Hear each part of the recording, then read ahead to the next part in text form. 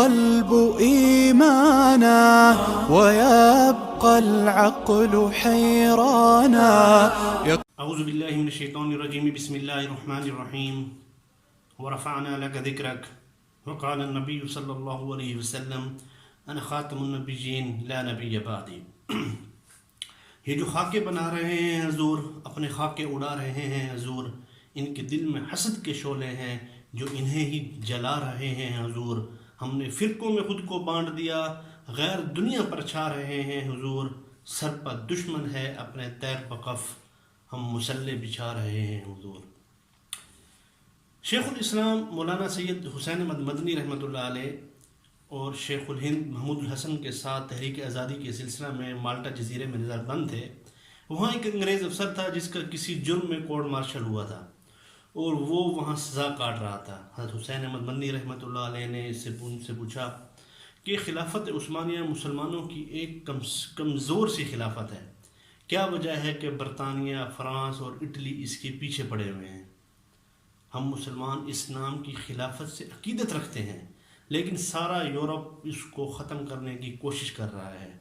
تمہیں خلافت عثمانیہ، خلافت ترکیہ سے مسئلہ کیا ہے اور خطرہ کیا ہے؟ اس نے کہا مولانا آپ کا سوال اس قدر سادہ نہیں جس سادگی سے آپ پوچھ رہے ہیں. یاد رکھیے خلافت عثمانیہ ایک کمزور سی خلافت ہے، مگر قسطن دنیا میں بیٹھا ہوا خلیفہ آج بھی کسی غیر مسلم کے خلاف اعلان جنگ کر دے تو مراکش سے لے کر انڈونیشیا تک مسلمان نوجوانوں کی بھرتی شروع ہو جائے گی. سارا یورپ ان دو لفظوں خلافت اور جہاد سے کانپتا ہے. یورپ کے تمام ممالک متحد ہو کر ان دو لفظوں کی قوت کو ختم کرنا چاہتے ہیں اور انہوں نے یہ کر دکھایا. یقین کریں کفار کا مقابلہ جہاد اور خلافت سے ہی ہو سکتا ہے، اس کے علاوہ کسی چیز سے بھی نہیں ہو سکتا. اس لیے جب تک مسلمان ان سرحدات سے بالاتر ہو کر ایک وحدت جو کلمہ کی بنیاد پر ہو، ذاتی مفادات سے ہٹ کر ایک مسلمان بن کر سوچیں گے تو ہی ان کفری طاقتوں کا کلا کما ہو سکے گا، جس سے یہ ہمارے دین اسلام اور نبی پاک صلی اللہ علیہ وسلم کی ہستی کے خلاف بات کرنے سے بھی کترائیں گے. حقیقتاً مغرب انسانیت کا غلیظ چہرہ اور بدبودار جو ہے نا وجود ہے، جو بظاہر انسانی شکل رکھتے ہیں مگر خنزیر سے بھی بدتر بلکہ بدترین لوگ ہیں. یہ انسانی تاریخ میں یہ پست مخلوق کبھی بھی اخلاقی قدروں سے آشنا نہیں رہی. تاریخ انسانی کا ہولناک ترین قتل عام کرنے والے یہی بدبخت ہیں. انسانی کھوپڑیوں سے اپنے میوزیم اور عبادت خانے سجا کر آج تک فخر محسوس کرتے ہیں.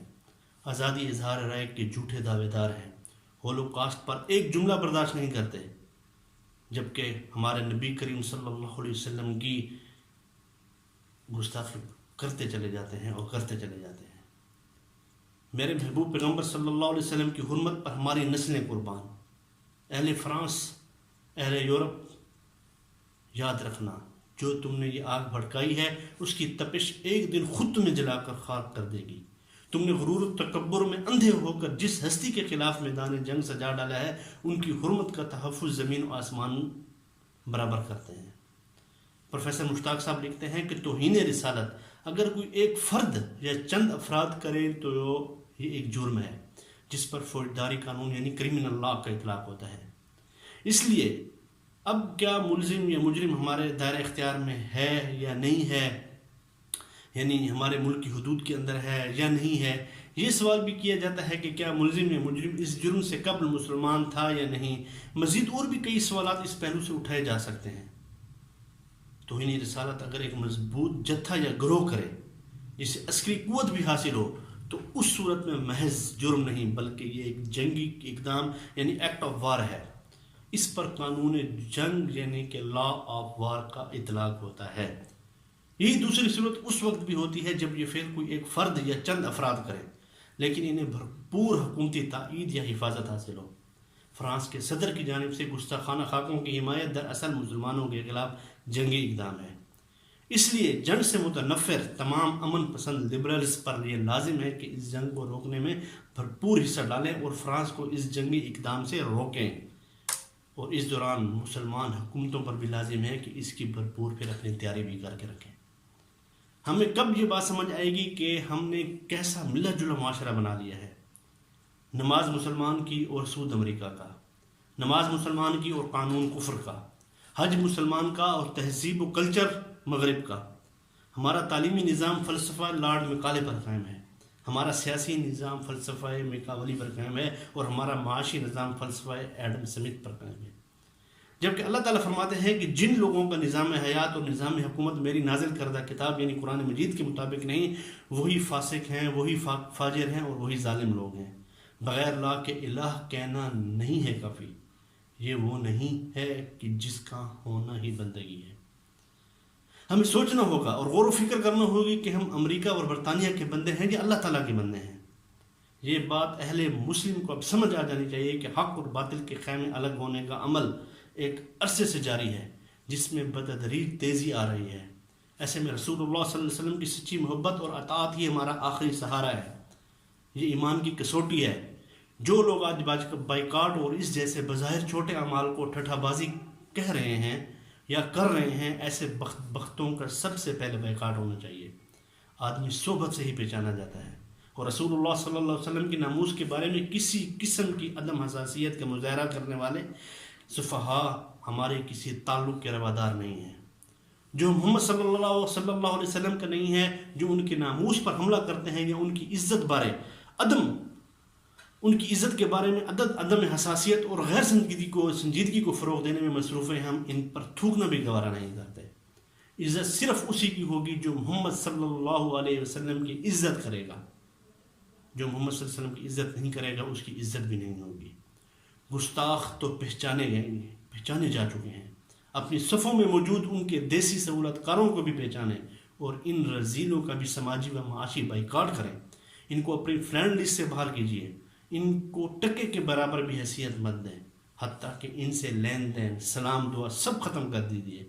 ہمارے لائکس، ہمارے تعلقات اور پل پل کی یہ بدبخت آڈینس اکٹھی کرتے ہیں۔ عالم کفر میں کوئی واقعہ ہو تو فرانس کے جھنڈے پروفائل پر سجا کر کمپین چلاتے ہیں، اور جب ہمارے دل چھلنی ہوتے ہیں تو اپنی ولایتی دانشگیری سے ہمیں ہی بھاشن دینے لگ جاتے ہیں۔ آج یہ فیصلہ کر لیجئے کہ بھلے کوئی اینکر ہو یا رائٹر ہو یا کالم نگار، فیس بک کا دانشور ہو یا ٹویٹر کا ایکٹیوسٹ ہو، ہمارے نبی کا نہیں، جو ہمارے نبی کا نہیں ہے وہ ہمارا بھی نہیں ہے، اور نہ وہ کبھی ہمارا ہو سکتا ہے۔ عالم کفر کے ان کالے صورت کاروں سے ہمیں مکمل طور پر اظہار برات کا اعلان کرنا ہوگا۔ محمد کی غلامی ہے سنت آزاد ہونے کی، خدا کے دامن توحید میں آباد ہونے کی۔ محمد کی غلامی دین حق کی شرط اول ہے، اسی میں ہو اگر خامی تو ایمان نامکمل ہے۔ خلیفہ ہارون رشید نے امام مالک سے ایک شخص کے بارے میں دریافت کیا کہ جو حضور صلی اللہ علیہ وسلم کی شان میں گستاخی کرے، تو ہارون رشید نے امام مالک سے کو لکھا کہ عراق کے علماء نے گستاخی رسول کے بارے میں لکھا ہے کہ اس کو کوڑے لگانے کی تجویز دی ہے۔ آپ کا اس مسئلے کے بارے میں جب فتویٰ آیا تو امام مالک نے غضبناک ہو کر فرمایا، وہ امت زندہ کیسے رہے گی کہ جو نبی کریم صلی اللہ علیہ وسلم کی توہین رسالت پر خاموش رہے؟ جو کسی نبی کو گالی دے اسے قتل کیا جائے گا، اور جو صحابہ کو گالی دے اسے کوڑے لگائے جائیں۔ یہ امام مالک نے فتویٰ دیا۔ اس لیے مسلمان پہلے مرحلے میں ان کی تمام پروڈکٹس کا بائیکاٹ کریں۔ یہاں ڈسکرپشن میں ان تمام اشیاء کی لسٹ اور ان کا الٹرنیٹیو بھی بتا دیا گیا ہے، تاکہ آپ اس لسٹ کو ڈاؤن لوڈ کریں اور اس کو پھر خوب سے خوب تر شیئر کریں، تاکہ ان کے دماغوں میں جو سور کی چربی چڑھی ہوئی ہے وہ پگھل سکے۔ اور یہ فرانس بدبخت، وہ یورپ میں سب سے بدبخت وہ ملک ہے کہ جس میں سب سے زیادہ نکاح کے بغیر بچے پیدا ہوتے ہیں۔ پورے یورپ کا 60.4% آپ گوگل کر لیں کہ اس میں فرانس نمبر 1 ہے کہ جس میں نکاح کے بغیر بچے پیدا کرتا ہے۔ تو جن کے دماغوں میں سور کی چربی چڑھی ہو اور جن کے اندر سوروں والی خصلتیں بھری ہوئی ہوں، تو ان کی چربی کو پگھلانا بھی پھر مسلمانوں کو آنا چاہیے۔ اللہ مجھے اور آپ کو نبی کریم صلی اللہ علیہ وسلم کے سچا عاشق بنائے، اور ہمارے سروں کو عشق نبی میں کفار کے خلاف ڈھال بنائے۔ وما علینا الا البلاغ۔ السلام علیکم۔